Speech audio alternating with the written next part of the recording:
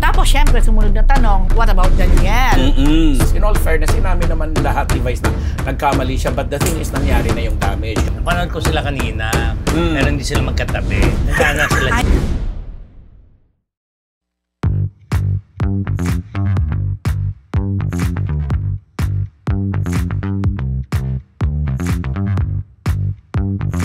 Mga Marites! We're alive and kicking! Salamat po sa suporta sa inyong...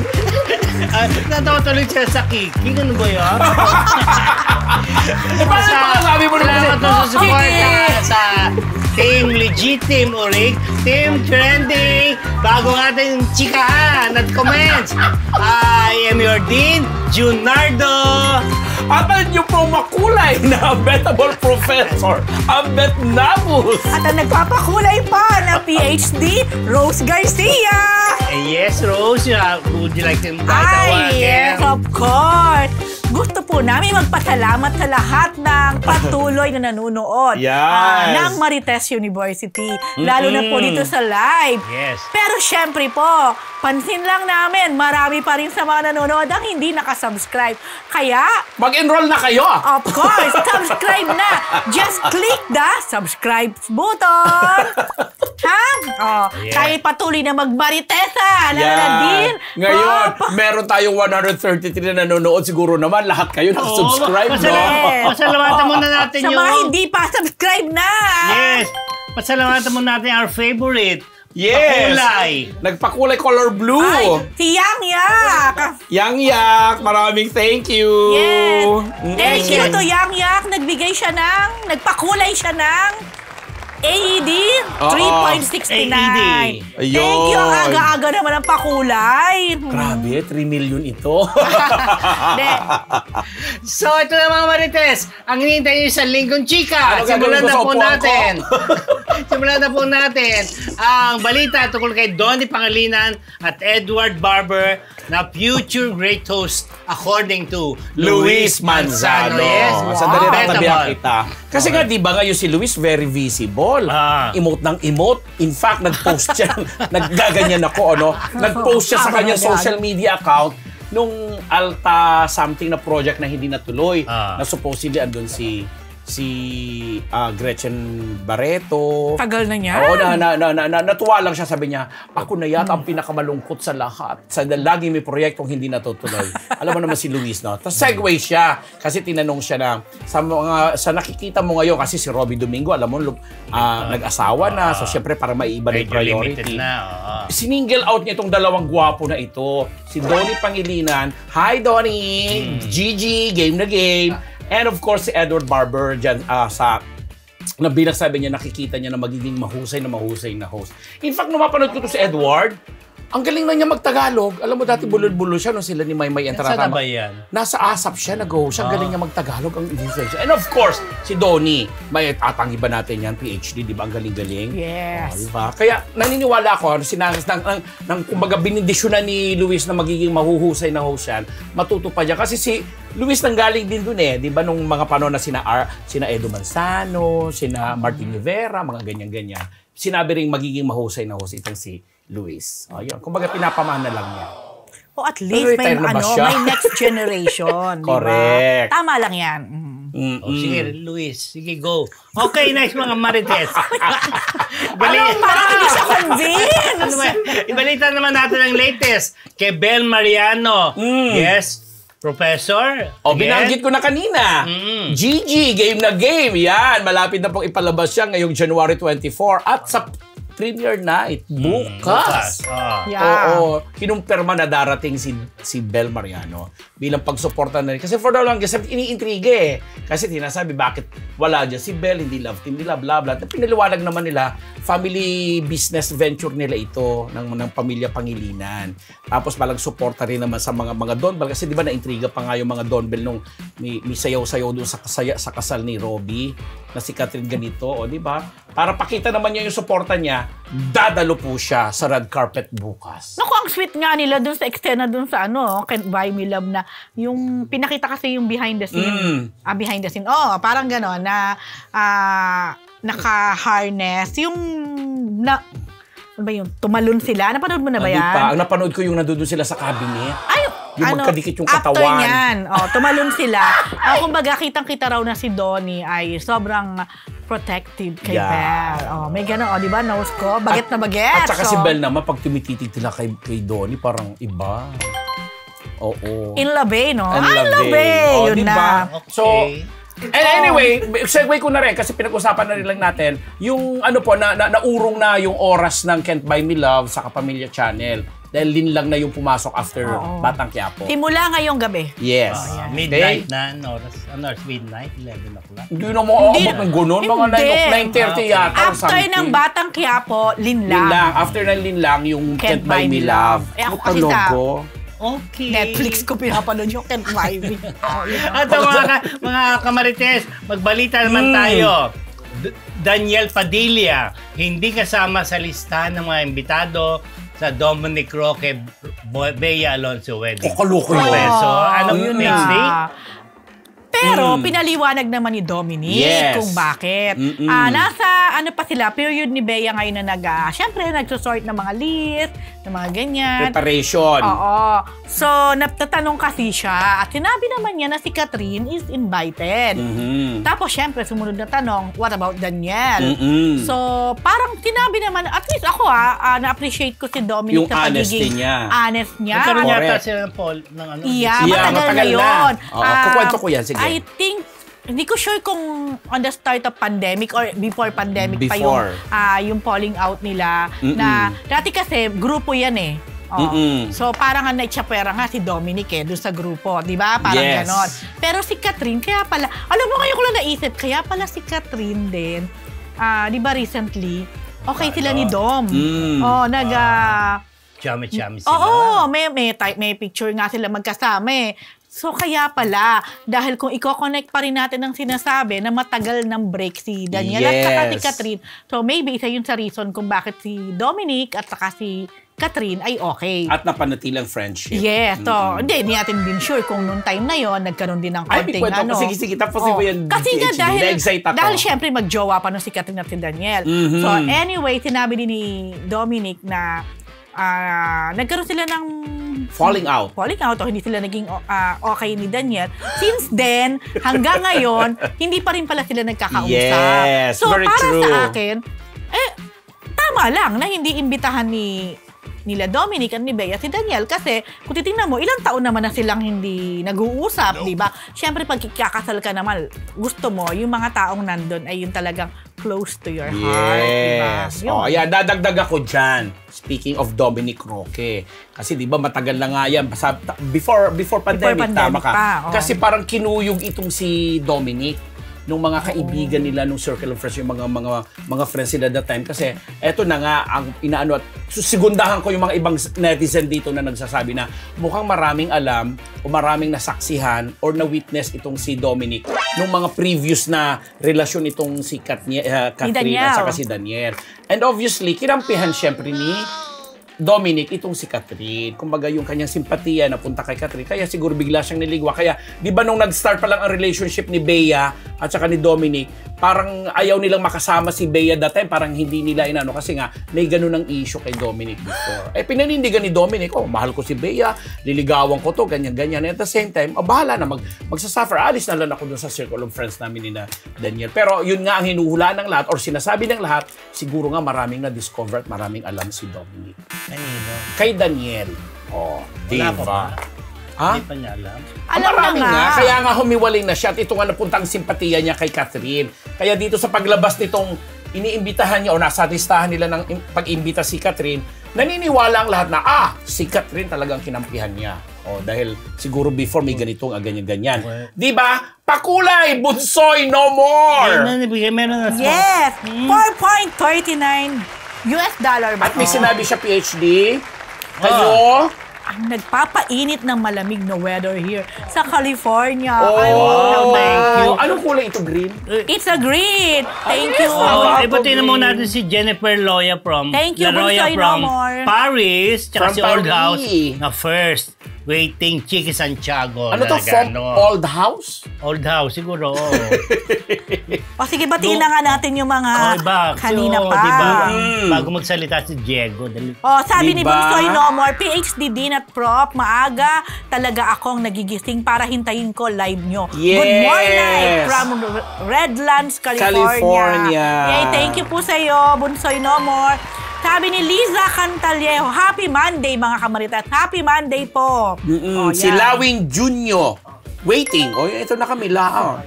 Si Florence Marasigan. Hi po, watching from Hong Kong. Solid Marites here. Thank you sa pagiging solid. Yan. Si Arlene Ravanya. Lagi po akong naghihintay na nanonood sa inyong tatlo. Nakaka-good vibes po kayong panoorin po. Negativities or negatives or positives yung binabalita ninyo, it's okay. Di kayo one-sided magbalita. Ayan. Salamat. Sige, later naman po ulit. Yung mga komento. Okay, ito naman po. Loisa Andalio, nag-react sa photo ni Ronnie Alonte na tinakpan. Nakakainita naman talaga. Ano nangyari? Sana pinakita ninyo yun. Apat sila dyan eh. Apat sila. Si Andrea, si Kyle, tapos si Ronnie, tapos si Loisa. Recently lang nangyari yan. Sa Cebu yan. Sa Cebu, sa Sinulog sa Cebu. So magkakatabi yung apat. Yes. So syempre, inassume na baka fans nung fan ng Andrea at saka Kyle. Kasi ang tinakpan ay sina Ronnie at saka si Loisa at saka Ronnie.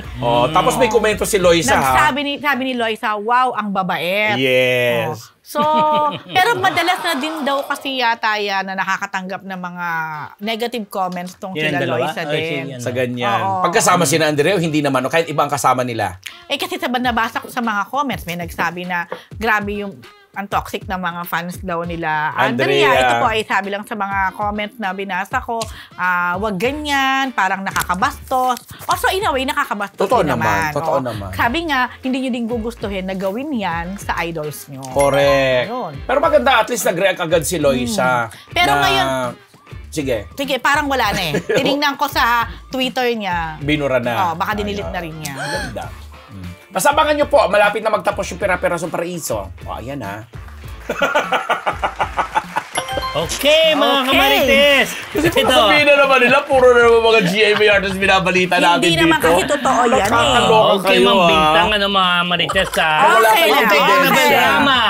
Birthday wish kay Richard na makatagpo ng babaeng magmamahal at magiging loyal forever.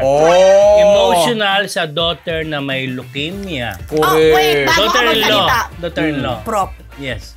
Kasi nakakatawa lang yung ibang netizen kapag nag-decipher ng decipher talaga eh. Para ka lang may code ng mga statement ng mga artista. Kagaya ni Sarah, bago mo ituloy kagaya ni Sarah, di ba may interview siya recently? Lumabas sa Inquirer, nakita ko yun. Yung sabi, okay sila ni Richard. Baka pinikap lang ng Inquirer. I'm not sure, sorry po. Nabasa ko parang sa Cosmopolitan eh. Anyway, So sinabi ni Sarah, tinanong yata siya kung how is she and Richard? Ang sagot niya, we're okay. So, yung mga ibang netizen, in-assume nila yung we're okay na nagkabalikan. Yes. May nagsabi pa na, ay, that's good. Buti naman, inisip niyo yung mga anak niyo, etc.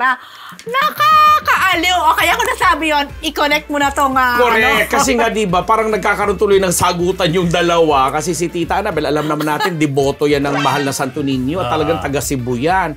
So, nagpunta sa Cebu. Pagkatapos may mamaya na nabibigyan ko yan.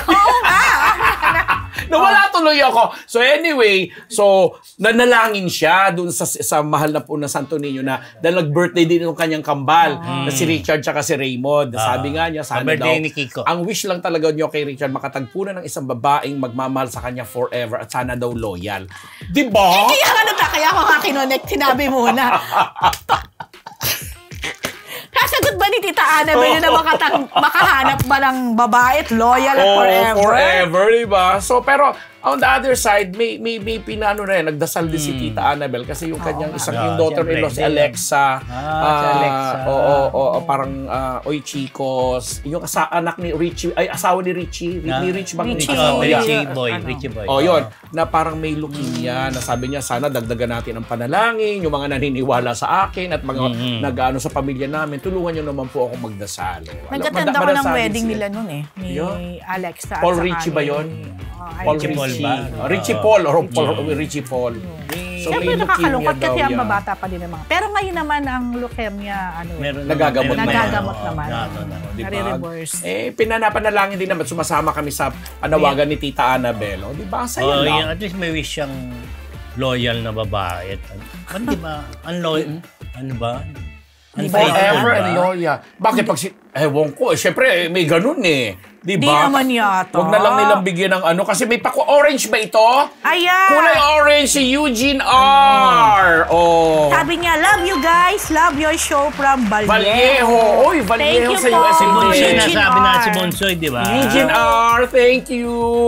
Oh, di ba? At si Bonsoy no more again. Di ba? Nagpakulay naman siya ng bago ba to? 4.99. Kasi bago yung kanyang message Huwag nyo nang pansinin yung mga bashers. Ika nga ni Kuya Jun, to all I care. Alam mo, famous na yung mga line mo Thank you. Abangan niyo yung dadami pa. I wasn't born yesterday.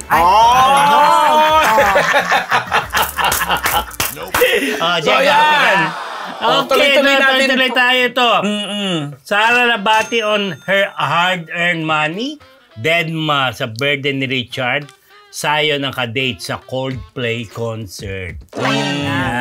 Ayun, parang same to sa interview ni Sara na sinabi rin niya na kumbaga pag hard-earned money mo, walang problema, wala kang iniisip na kung gastusin mo man to, kung saan mo man siya gagastusin.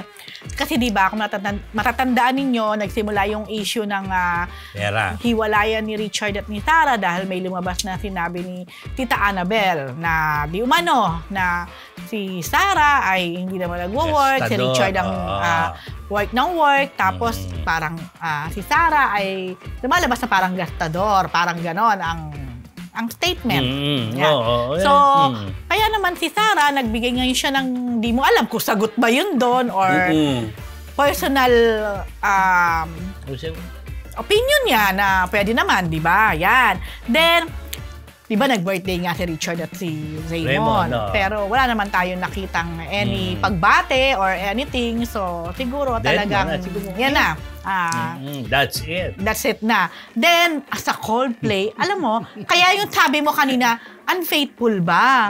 Kasi, pwede nating i-connect na, kung unfaithful, pwedeng hindi si Zion ang kadate niya during Coldplay. Sino dapat? Kung meron man, di ba? Pero feeling ko naman hindi di-display sa public sa bagay. Pero nakakatuwa rin na at least si Sara, yung sa ganyang concert event, yung kanyang Coldplay anak ang kasama. Ginagawa niya yung tungkulin niya as a mother this. Ba't iisa?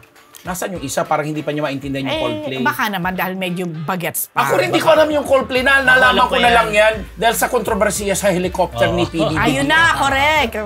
Kaya ko lang hindi. Totoo naman Kaya lang napunta sa kamalayan ko yung Coldplay. Sorry po ang mga nanonood kasi malay ko, hindi ko naman generation yan, no?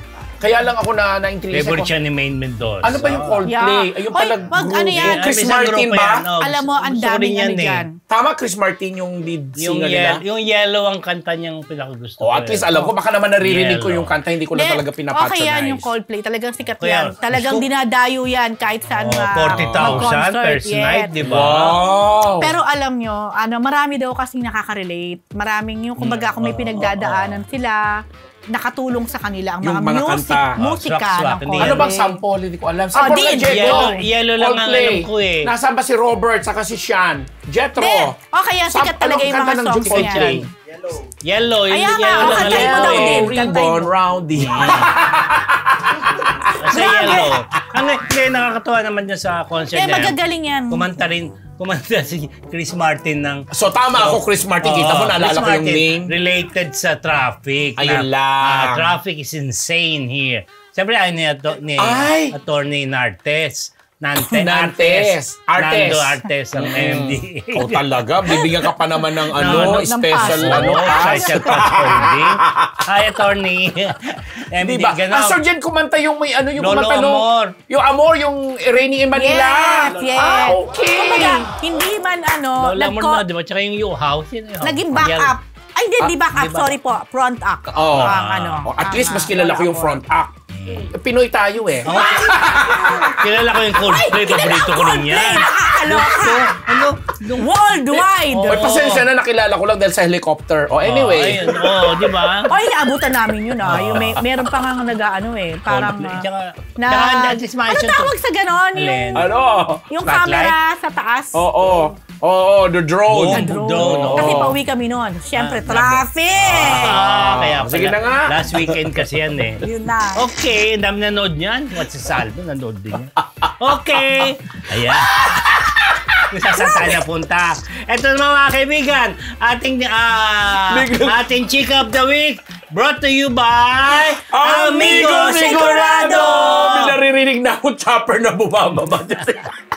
Dahil mahalaga nga po na nararamdaman ng inyong ruga, kaya naman kahit nasa ampali ka pa ng mundo, nandito ang Amigo Sigurado para tulungan ka na ihatid ang iyong pagmamahal sa pamamagitan ng panlasang Pinoy. Kaya mga kamarites, gamitin niyo na po ang promo code na PhilChika sa inyong Shopee at Lazada shopping cart para naman makuha nyo na ang discount para sa ating Amigo product. Correct, mga kamarites. Kaya po i-check out ninyo na po ang Amigo sa inyong Shopee at Lazada shopping carts para sigurado na madama nila ang ulam na may halong pagmamahal galing sa inyo. Okay mga kamarites, ito po ang mainit na pinag-uusapan sa mundo sa loob at labas ng showbiz. Ang pagkasone Vice Ganda na nagpahama kay Ann Curtis. Napanood ko yan. Yung panood ko rin. Brandagulan. Brandagulan. Nga kasi brand, kasi it's a brand. Okay. Okay, Brandagulan. Oo, napanood ko yan. Kasi naman, alam mo naman si Meme Vice, minsan may mga emote talaga siya na ano-ano. Pero, nang mapanood ko uli, na parang inuulit-ulit niya yung tagline nung kanyang ini-endorse ng food chain. Nice, ganda. Na ginamit niya nga dun sa kanyang ini-endorse ng caught unaware naman itong isa. Alam mo naman si minsan junga-junga din yan, diba? Clueless, diba? So, hinabi niya nga, binanggit niya. Paulitin mo nga. Tapos nung sabi niya, ay mali, that's bad. Kita ko talaga kay Ann yung intention no? Alam mo yon na alam niya, hindi po, Kasi si Vice nag-i-endorse ng McDonald's. Sabihin na natin, kasi sponsor din natin yan soon. At saka si Ann, Jollibee naman. Hi! Parehong masarap yan. Fair kami dito. Siyempre, bawal na bawal yan. Pag endorser ka ng isang lalo na malaking brand. At saka competing talaga. Direktang magkakompetisyon. Diba? So, naipit siya doon. Although, nagkasorihan naman na, tinanggap na ni Ann yung pagsusorry ni Vice. Sa kanilang ex yung labas niya. But the thing is, Rose and Dean, hindi lang ito kasi yung unang beses na ginawa ni Vice sa kanya. Kaya sabi ng mga netizen, yung may mga nag-ano sa kanya, medyo nagre-react.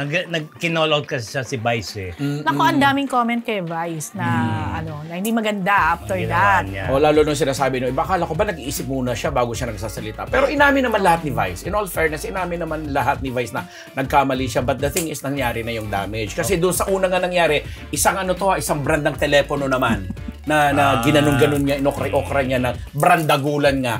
So, napagsabihan si Ann doon kasi parang naka-stipulate sa contract na alam mo yung bawal ganito, ganyan. Nahigpitan siya. Tapos naulit this time, mas lumaki. Pero maganda, at least si Vice nag-sorry. Yes. At tinanggap naman ni Ann Curtis yung pagsasorry. Napanood ko sila kanina, pero hindi sila magkatabi. Nagkana sila sa isang may issue. So, ibig sabihin niya pala okay. Nandun sila sa yung mga bata, yung kids karaoke, di ba? Karaoke kids. At si Vice, si Ann, may pagitan yung kanilang diba? Sinek ko talaga yan para... Netizen ka talaga, lahat binabigyan ng kahulugan. Di ba? Pero hindi, maganda rin yun ang ginawa ni Vice na agad-agad. in-own up niya yung mistake Yes. niya. Tapos nag-sorry siya. Kumbaga, parang public apology na rin yun, di ba? At least, di ba, kung talagang alam mong may nagawa kang hindi okay, kahit gaano ka pa kasikat, kahit gaano ka pa kataas, napakaganda nung gesture na ginawa niya. But the thing is, syempre, yung competing brand, ano na. Pero okay naman na yung competing brand. Kasi nagpadala na ng Chicken Joy kay Ann. At pinost agad ni Ann. Napakahirap talaga. Dahil milyones ang involved siya. Chicken Joy at saka ano naman yung isa. Basta pareho naming mahal po yan at pareho namin pinapatronize yan. Ito, dali na natutuwa kay Eugene R. $20. Na naman, si Eugene. Eugene R. Love you guys. Nag-show from Vallejo, California. Yun. At 5:15 a.m. Tsaka kay Bunso No Another, di ba? Huwag niyong pasin yung mga bashers. Yan na, binasa na. Meron pa pang bago. Yun na yun. Wala pa. Bati muna tayo mga batiin naman natin yung mga kasi ang dami na eh. Oo. Yung mga kababayan ko dyan sa Daet Camarines Norte at saka sa Albay, particular sa Pulanggi, di ba? At saka Ginubatan, Diyos Marhay na banggi po sa Indogabos. Unahin natin yung saan kay Medi Pradas. Hello sa inyong tatlo watching from Hong Kong. Hello po. Hello. Ang ganda-ganda naman ni Rose. Hello din kay Sir Ambet at Sir Jun. I love you all. Paunin fans po. Lagi ko nanonood sa live nyo. Yan. Junalyn Pabustan. Good afternoon po sa inyo. OFW po sa Qatar. Hello po sa mga kapamilya natin dyan sa Qatar. Thank you din kay Soler Torres at saka kay Myrna Supat.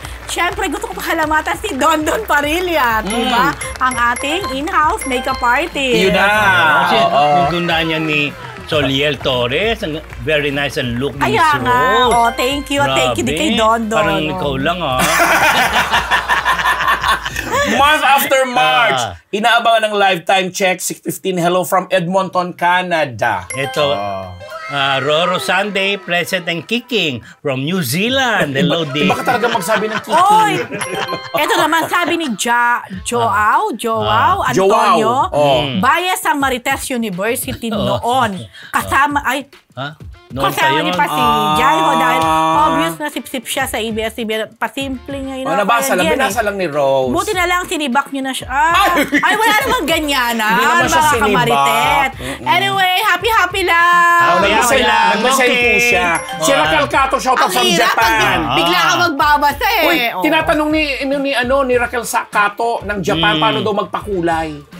Hindi ko rin alam paano ba. Parang meron lang po i-click dito sa YouTube, ano? Ganon, tapos? Tanong nila sa Kamarites. Kasi kanino Kamarites sa ating nga tinatanong ni Miss Raquel Cato.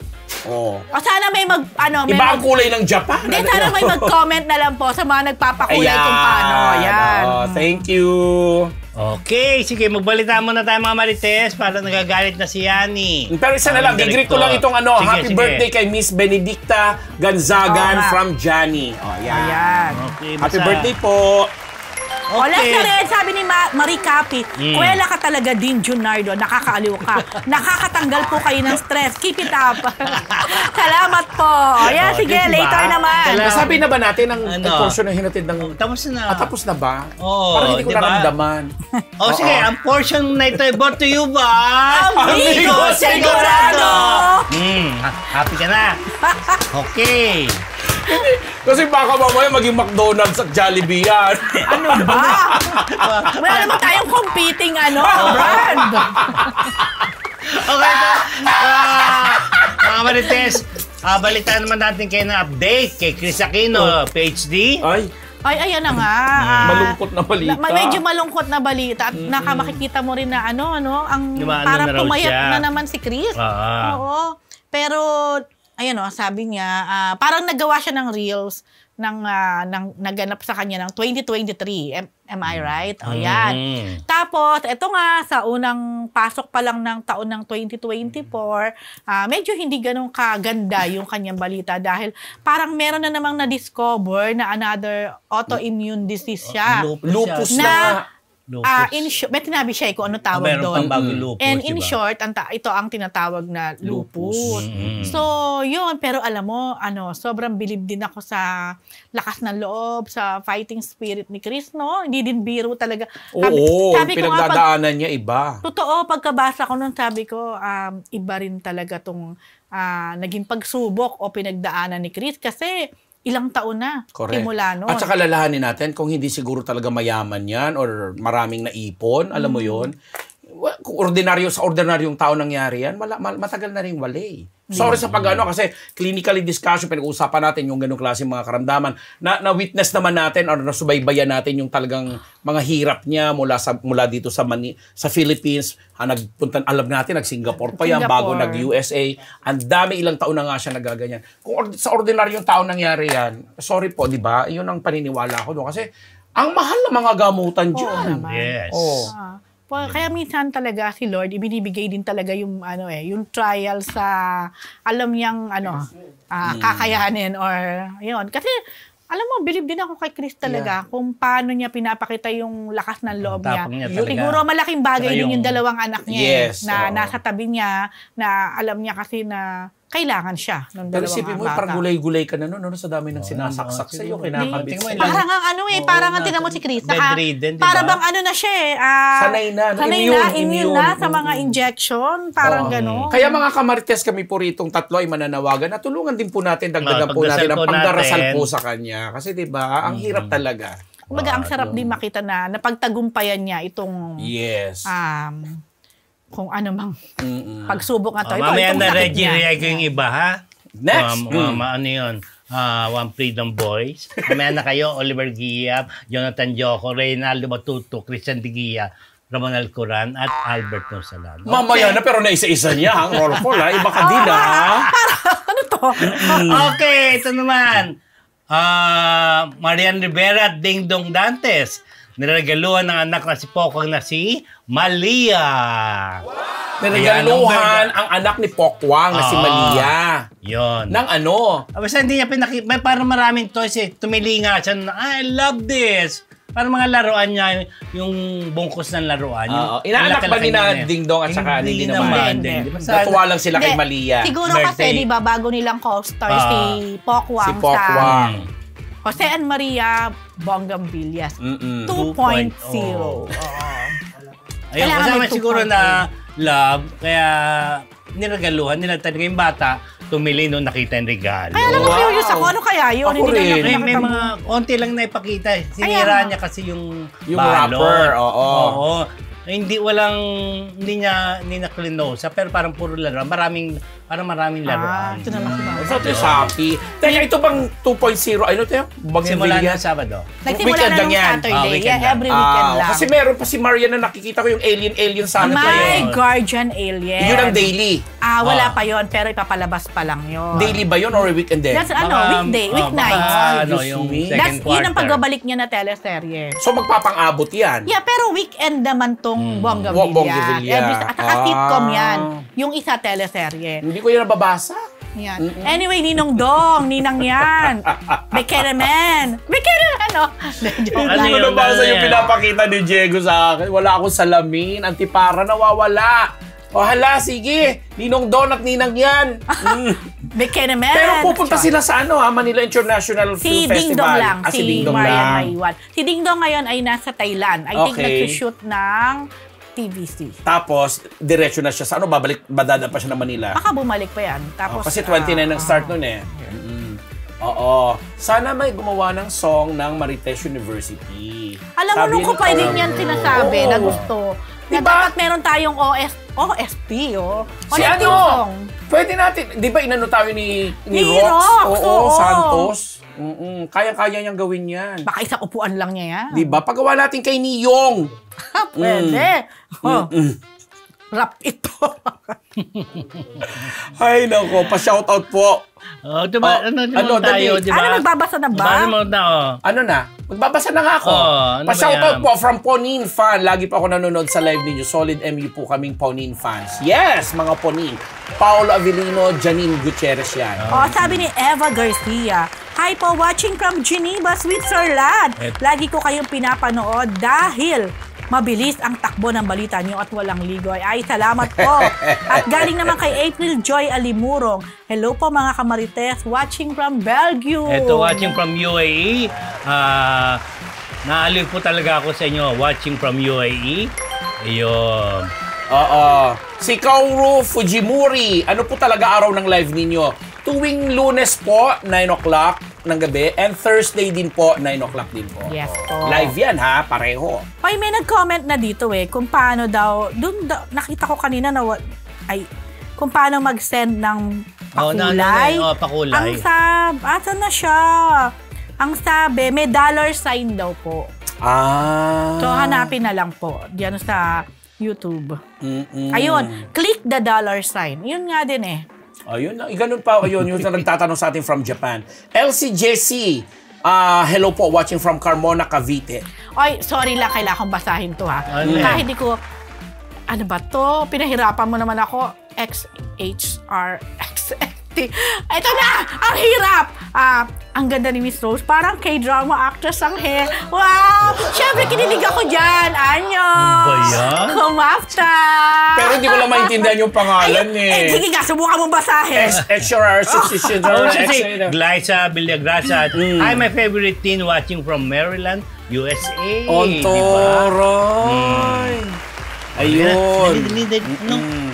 Sabi ni Arok Gamortel at Raquel Cato, ito si Raquel nagtatanong, pindutin mo lang po yung $sign. Yun nga. Para makapagpakulay ka rin po. Sabi ni Tess Manalo, hello from Kansas. Di ba? Ano ba to? Evelyn Cordero. Shoutout naman po sa mga taga Toronto, Canada. Toronto, yan. Naisulat po niya Toronto, Canada. Ito, Pasty, balita mo itong tungkol kay Renis Canyon na swerte sa pagpasok ng 2024. Naming hindi swerte in the past sa Love Life. Ayun na nga. Kasi nga itong si Renis Canyo na pinuntahan natin. Ganda ni Ren, no? Sa casino. Ang bongga niya, parang a matter of days na close ang deal. Inilon siya bilang C6. C6 online casino endorser. Yun. So, ang ganda ng pasok niya, di ba? Pangalawa, bukod doon, nasa Can't Buy Me Love siya. Parang ang original siguro niya, konti lang ang ano niya Hindi pa siya napapanood. Ang exposure. Siya yung best friend ni Kyla na naging third party. Tapos Kyla. iba ngayon ibinabalik. Oo. Kyla? Kyla Estrada. Parang Can't Buy Me Love. Okay, yan yung na ibinabalik yung kwento dahil parang lumalabas na may connection siya doon sa mga napapanood ko. Di ba? Alam niyo yan Ba't para iba si Ren nanonood doon? ako. Yan. So yun, sa sunod-sunod yung mga nangyayari na maganda sa kanyang career.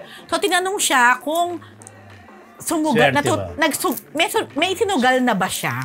Sinugal? Oo, sa buhay niya. Na natalo siya at parang ayaw niyang balikan. Ano sabi niya? Ang bilis ng sagot niya. Yung mga relasyon daw niya. Teka lang, si Ren ba nag-Viva Max yan? Of course. Pero di ba nga, ayaw na niya. Ayaw. May gano'n na. So, yun. So, parang isa yun sa sinugal naman niya na tingin niya. Sabi na, basta... Panalo. Parang gano'n. Basta sa pag-ibig parang sugal. Ay, sorbe, nahulog ang kung ano man yun. Ano ba yun? Nagulat ako! Anything goes! Ganyan talaga ang life! Ano binasabi mo? Best yun friend lang na kay sila Ren. na, And then, ang alam ko, meron niyang ayaw niya lang sabihin. Ay, sorbe, pinahulog ako sa Jowa. After Coco de Santos. Naman. So anyway. Jowa, pero hindi niya nire-reveal. Basta ang alam ko, ng showbiz. Pizza director. May connection din. Nalaman ko, Thank you, Kai. Dahil dyan, nagpakulay si Tess Manalo, kulay yellow. Pa-shoutout po. Pa-shoutout to support Gigi Obdoni Tess from Kansas. Uy, thank you panoorin mo, abangan mo yung Gigi, yung good game ni Tess Manalo. Nagpakulay siya. Thank you po, Tess. Oy, may nagpa-promote dito. Bel Mariano album launch January 27 sa Skydome. Yes. Totoo yan. Wow. Sabi ni Eileen Grindley, My British mother-in-law always watch with me sa inyo. Kahit hindi niya naiintindihan. Filipino people are always happy people daw. Ay, thank you po! Oy, si Amain ba to? Charmaine Punzalan. Happy birthday, Tia Ines Punzalan. Ayan. No, si Charmaine yan. Amain ha. Di mo pa ako binabalikan. Ang ganda naman ng pangalan nito. Rose Suerte Felipe. Wow! Hello po, watching from UAE. Open po phone at TV ko para makanood sa inyo. Nakakawala kayo ng pagod. Alam mo, nakakatuwa yung gano'n, ano, ng mga comment na natatanggap natin. Na, Ito rin, taga UAE, si Leia Alinea. Kanina ang pangalan, Rose ano? Rose Suerte Felipe. Ito naman, Leia Alinea. Nakakatuwa ang mga pangalan nyo, ano? Okay, sige, ito na. Next item na ba, Diego? Ito. Last lang, sabi ni Joanne. Joanne. Hello po sa inyo lahat watching from Lemoore, California. Yes! Wala, hindi ko masyadong memorize yung Lemoore. Ayan, okay. On Ay po next. sa mga nanonood sa Tagailagan Isabela. Yun, tsaka sa Kabagan Isabela, marami tayong subscribers doon. Okay. Courtesy of Dick Doc Kabawatan. Okay, yes, ito na po. Pangalan na narinig ko, kakaiba. Dikdok Kabuatan. Kabawatan, Giyab Kabawatan. Sige na. Oh, Meron pa ba? Ano pa? Meron ito. pa. Din, Ano pa? si Althea Plan at Prince Clemente. Althea. Yes! Althea Sa inyo. Plan. Dati pa magjowa yan.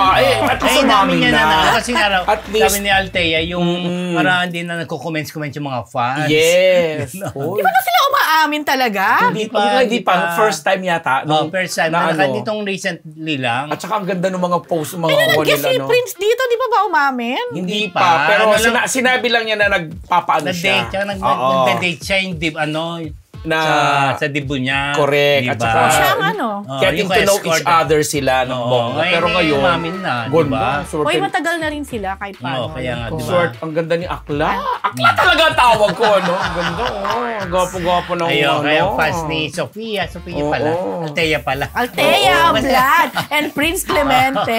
Oo, na.